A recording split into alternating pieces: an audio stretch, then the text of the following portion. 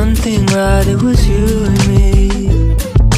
Hello everyone, my name is Nayeema and welcome back to my channel, or two if you are new. And yes, I know I'm wearing the same exact outfit and same exact makeup as my last recommendation video, but I'm currently pre-filming a few recommendation videos just so I can be kind of ahead of schedule here.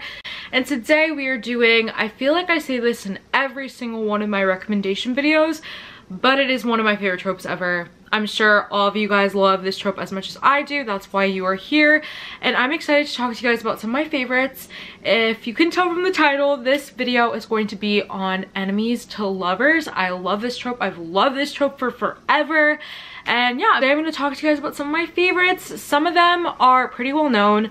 Others I feel like I haven't heard people talk about as much. Some of them are a little bit older. One of them is from like a subgenre that I usually don't really talk about. So I'm very excited to just sit down and tell you all about them. And hopefully you can find some good books to add to your TBR list. Without further ado, let's get right into some of my favorite enemies to lovers romance books. So the very first one that I'm going to talk about is Feral Sins by Suzanne Wright. And this book was actually recommended to me by my friend Heather from Hia Booktubes. I will have her channel linked down below. She's a romance booktuber and she makes tons of recommendation videos as well. So you need to go check her out if you haven't already. Also, Princey is on my bed like whining, so if you can hear that, I'm very sorry. But Feral Sins is basically a shifter werewolf romance. This book was hot, let me just tell you. So Feral Sins follows Taryn, and Taryn is a part of a pack, and she is actually known as like an alpha female, except she has a latent wolf, which means that she is unable to shift and her wolf is just like inside of her. And sometimes that drives her crazy. Sometimes, a lot of the time she isn't respected by other wolves in her pack or in the community because she can't shift, you know? So her father is actually the alpha of her pack, and he has arranged Taryn to marry an awful person, an abusive person, and he just doesn't really care. He's kind of wrapped up in his own life that he isn't even like focused on her. She's like, send her away to this guy, and she does not want to marry him. Obviously this guy is crazy and she wants to get out of it as soon as possible. Book starts off with Taryn. First of all, can I just, he's just staring at me like, hello mister. Finds herself waking up at another pack's territory in their grounds, and she realizes the alpha of the pack is Trey, and Trey is kind of known around all the other packs that he's kind of like crazy, psycho, all this stuff, and he's just like unhinged basically. And so he comes up with the idea to have an arranged marriage, like marriage of convenience, with Taryn because he needs her for a certain reason. And obviously Taryn wants to get out of the situation that she's in with her father and the arranged guy that he wants her to marry. So they end up striking up a deal, and they really cannot stand each other. It starts off with really just like so much tension because they are enemies. Literally their fathers are enemies. They're literally only using each other for means of their own, and it is just so amazing. Guys, the smut in here is so good, and I literally could not stop thinking about this book after I read it. I rated this one 5 stars. Obviously it was just so amazing. I love a good enemies to lovers werewolf romance. So if you have not read Feral Sins by Suzanne Wright, I think you would really enjoy it. It's so much fun and it's just lots of craziness. The next book that I'm going to recommend is another one that's a little bit different. So this one is Lilac by B.B. Reed, and Lilac is actually a reverse harem, and this is one of the first like proper, if not only the first proper reverse harems that I've ever read, and I could not get enough of this. I don't know why after reading this book I'm still hesitant to pick up reverse harems, because you would think that this book completely changed my mind about them, but I still won't pick one up because I did know going into Lilac that would be a reverse harem, but I thought she would end up with one of the guys. Spoiler alert, she doesn't. I feel like you guys should know what you're getting into, because I would hate for you to read something that you weren't expecting and end up hating it. But this is not the book where like Credence, where she has to choose one but she does get with all the other guys. No, this girl ends up with all of them, and it is simply amazing. I I was hooked. So basically, Lilac follows, it's actually kind of like a rock star romance. Lilac follows Braxton Fawn, and Braxton Fawn is a musician. She's always loved music. She's always played her guitar and sung her songs, and she was just honestly iconic. And so she signs with a label, and the label suggests her to be the new lead guitarist for a band called Bound. And Bound has recently lost their lead guitarist. He died, and so they are obviously looking for a new lead guitarist. So Bound is full of guys. It's 3 other guys, and obviously Braxton is a girl. And she shows up to the meeting of the label. Boys are just taken completely off guard because they were not expecting her, first of all. Braxton came in her little like church dress, you know, really like put together, and Bound is just not like that. They're like a rock band, and they like to wear black and, you know, go off. And so basically they were like, no, like, we do not want her. Like, no, get her away. I don't want to see her. Like, no. Ends up having to join Bound. Obviously she really wants to.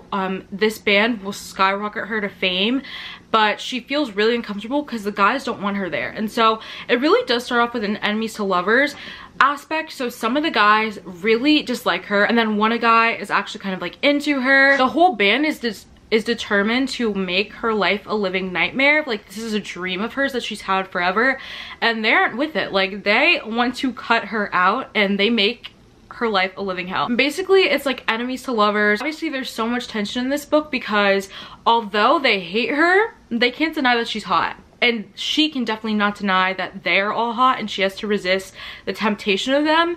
And also another aspect of this book that I love is that the bandmates, minus Braxton, they really do not like each other anymore. They used to be best friends, but they've kind of fallen apart in a way. And so Braxton is also tasked with trying to bring them together and make them feel united, and she does that. And this book is just so good. The writing is beautiful. I love BB Reed, and so this book just like, it was everything to me. The enemies to lovers was just like taken up like 5 million notches because there was 3 guys, and honestly it was so much fun. Do not let the fact that it's a reverse harem deter you, because I'm not usually one to like reverse harem, but this book, guys, this book was so good, so steamy, and I was really liking a guy that like I didn't think I would like as much as someone else, but he ended up being my favorite, and I just love it so much. I almost wish that she didn't end up with all 3 of them, so I can, by the way, this is not a spoiler, but I kind of wish she didn't end up with all 3 of them, because I do want a book for one of the characters, and obviously it's just so good. I love this book. If you have not read it, pick it up as soon as possible and give it a chance. Give it a chance. I know reverse harem is out of a lot of your comfort zones. For sure, it's out of mine, but this book, pure magic. The next book that I'm going to recommend for this trope is, I'm pretty sure I've never ever recommended a book in this subgenre, and I'm a little bit nervous because I really have not that much experience reading it, but I'm just calling it like it is. It is an enemies to lovers romance book, and I really did enjoy it, and it's actually a historical romance. Who am I? So I am recommending The Rogue Not Taken by Sarah McLean, and I really enjoyed this. This is like, I think, the 4th historical romance I've ever read. I mean, I've only read 5, and I really want to get back into them, but I'm actually recommending a historical romance today. I feel like this is so weird. I'm recommending a reverse harem, werewolf one, like what is this? But yes, today I am recommending The Rogue Not Taken by Sarah McLean. Rogue Not Taken follows Lady Sophie, and she comes from a big family with other sisters, and they're kind of known as the sisters are kind of known around society or whatever the heck as desperate, will do anything to get above and be in power. And Sophie hates that. She hates this reputation that her sisters have, and she hates how men literally do the same thing and that they aren't taxed with the consequences. And so something happens one night where she ends up in a situation with her brother-in-law, and after that situation happens, she decides to run away from London, not looking back. She's tired of all of this drama. She's tired of every move of hers being watched. She hates like the rankings, and she just hates all that, so she decides to run away. So what happens is, the night that she decides to run away, she ends up taking a carriage that belongs to Marquess, and I guess Marquesses are like Marquis, I don't know how to pronounce it. I guess they're like, you know, like higher ranking than everybody else, kind of like a duke or whoever. And so she ends up being a stowaway and like hiding in the carriage. And when he discovers her, he is very confused and he automatically dislikes her because he thinks that Sophie is trying to trick him into marriage by acting like she's playing hard to get. At least she just needs him for a ride, and he isn't getting that she does not want him. And he's like, oh, she's trying to trick me into marriage. Not this. Like, he knows the reputation of her sister. She's like, no, no. And so that ends up leaving them to hate each other and them becoming enemies in a way. He really thinks that she wants him, and she knows that he thinks that, but she's like, dude, like, chill, I do not want you, I'm just trying to escape all of that. And so this is actually kind of like a road trip journey. Like, they're stuck in the same carriage together, and it's really fun. The smut in here was really good. So it's really like a road trip romance. They end up at brothels, they end up stopping places, and it's a lot of fun. If you like road trip kind of romances, I think you would really enjoy this. And obviously you have the enemies to lovers aspect in here as well, and it was a lot of fun just because this guy is so conceited that he thinks everybody wants him, that she doesn't even realize that she's just using you. I mean, like, she's just using you. And if you want to give a historical romance a try, I think you should. I feel like a lot of my viewers don't really read historical romances, and neither do I really, but I kind of want to start getting back into it. I have 2 shelves filled of historical romances, and I've literally only read 5 in my entire lifetime. So if you have any historical romance recommendations, let me know, especially if it's enemies to lovers. I love a good enemies to lovers romance. Next book that I'm going to recommend is actually an MM romance. Look at me go. This is just so bizarre to me. I'm recommending all types of things in this video, but it is Top Secret by Serena Bowen and Elle Kennedy, and I feel like I have seen this blow up on TikTok a lot. I read it about almost a year ago, I believe, and I really enjoyed this book. Actually, this was the very first MM romance I've ever read, so it was a lot of fun. So Top Secret follows Luke and Keaton, and Luke and Keaton actually belong to the same fraternity. They are kind of enemies in a sense. Luke is very much the guy who doesn't give a crap. He takes the only reason why he's in this fraternity is because he needs a free place to stay while living on campus. He's not very wealthy, he doesn't have a lot of money, and so he likes to take advantage of situations whenever he can. And so then Keaton is kind of like the big man on campus, super popular, he has a popular girlfriend, whatever. And so for his girlfriend's birthday, she actually asked him to have a threesome with another guy. And so he just wants to make her happy. He doesn't really give a crap, and he's like, okay, fine.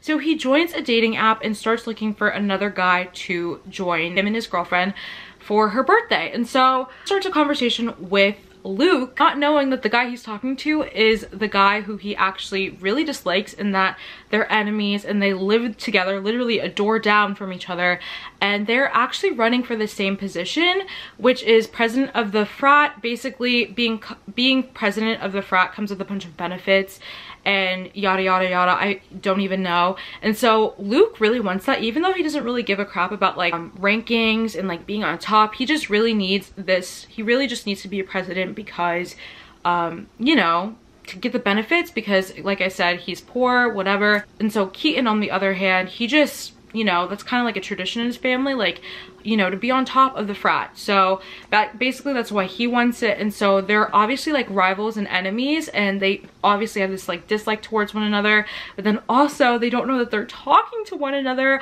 on a dating app. And Keaton is kind of like opening his horizons in a way, trying to flirt with this guy on the dating app, and he just is kind of changing. And not that he was like homophobic or anything bad before, but he just never really gave that much thought to guys. And so he's really enjoying talking to Luke on the phone, not knowing that that's Luke, and not knowing that they're developing such a good relationship.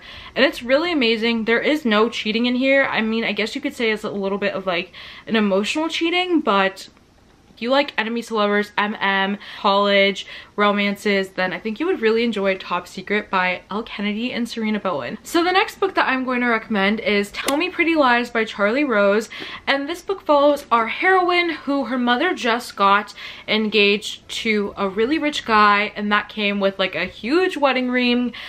3 new privileged stepsons and a really big, nice, lavish home that she isn't too mad about. So our heroine becomes super close to some of her stepbrothers, and she ends up really falling hard for one of them, and that's 𝓼𝓸𝓬𝓬. And 𝓼𝓸𝓬 is like beautiful, brooding. He is just everything and a cherry on top. She is absolutely obsessed with him. So one night something happens, and that leads the heroine's mom and the hero's dad to end up getting a divorce. And so after this, the heroine is away for some time, and she actually moves back to town into a different house that her grandmother left for the mom. And she ends up being, everything is different. She used to be in the popular group because obviously she had that like backbone of the brothers and everyone. And now the brothers hate her and they cannot stand her, and she's basically at the bottom of the totem pole. Now that she's back in town and back in the school and back in this like kind of social setting, she has to see the guy who she loved, who now hates her and wants to make her pay for everything that she's done. And basically he ends up hating her, which leads her to hate him, but also in the back of her mind she's like I need you.